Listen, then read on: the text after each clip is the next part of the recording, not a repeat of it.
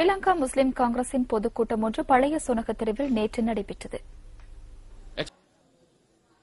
எனக்கே வெக்கமா இருக்கு. நீதி அமைச்சர் நான் இந்த நாட்டில் என்ன நீதி என்று மக்கள் கேட்பாங்க. ஆனா இப்ப என்னண்டா மாடர்த்தா கருத்தை வெட்டுவேன், கையை வெட்டுவேன்.